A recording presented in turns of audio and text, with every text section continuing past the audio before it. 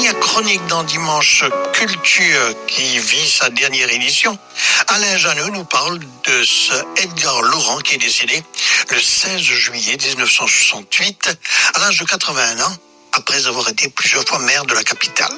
Ce Edgar Laurent a marqué la vie politique et sociale de Maurice par son sens du devoir et de son attachement aux valeurs de service et de progrès. Son héritage demeure celui d'un homme d'État respecté dont l'action a laissé une empreinte durable dans l'histoire mauricienne. Alain Janeux, bonjour. Bonjour Finlay. Votre chronique pour cette dernière édition de Dimanche Culture va être consacrée à Edgar Laurent. Edgar Laurent, on rappelle une date qui nous permet d'évoquer ce personnage. Il est décédé le 16 juillet 1968. Oui, Edgar Laurent, c'est un géant de la politique mauricienne. Et comme vous le savez, pour entrer en politique, la qualification la plus importante, c'est d'aimer les gens, d'aimer le peuple. Et je pense que Edgar Laurent a démontré son amour pour le peuple pendant sa longue carrière politique et son engagement social. Il faut savoir que Edgar Laurent, il est né en 1887 d'une famille modeste. Son père était un chef de gare et il est né à Cluny. Il a fait de brillantes études. Son père était affecté à plusieurs endroits, ce qui fait qu'il a bougé de Cluny à quartier militaire jusqu'à Curepipe, et puisqu'il était un enfant brillant, il a été au collège royal. Il a fait de brillantes études, comme je vous ai dit. Par la suite, il voulait se faire prêtre. Il était un fervent anglican, mais après avoir fait quelque temps en Inde, pour étudier la théologie, il a vu que c'était pas son destin, et il est retourné pour se faire médecin en France, à Paris. Et après ses études de médecine, il est retourné à Maurice en 1913, ensemble avec Maurice Curé, le docteur Maurice Curé, qui lui aussi a eu le même parcours. Ils étaient amis de collège, donc ils sont retournés ensemble, et il va pas sans dire qu'ils ont fait la politique ensemble. Ils ont débuté la politique ensemble. Il a commencé par le parti rétrocessionniste et ils ont participé aux élections de 1921 dont la raison même de ces élections, quelque part, c'était la rétrocession pour la France.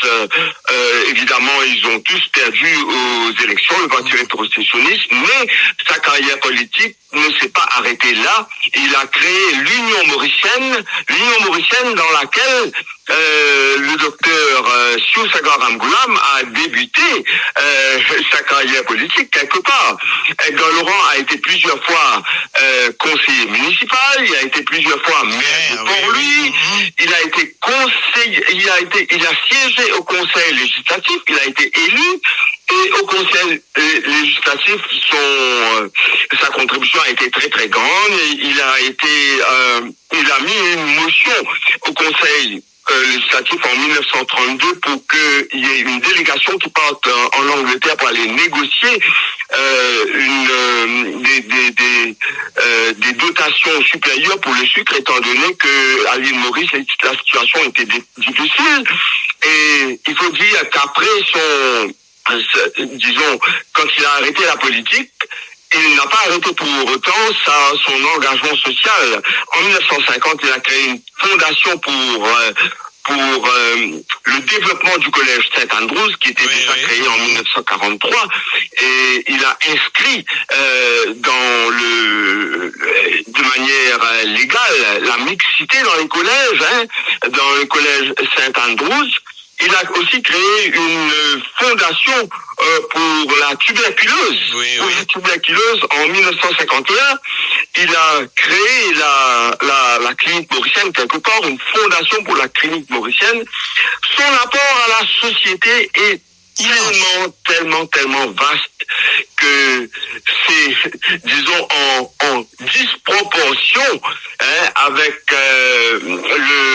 la valorisation que l'on fait de son nom aujourd'hui. Et c'est pour cela que, quelque part, j'essaie de contribuer à remettre au goût du jour les politiciens comme Monsieur Edgar Laurent.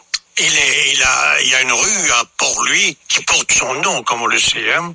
Oui, il y en a même une à Rosiers qui porte son nom.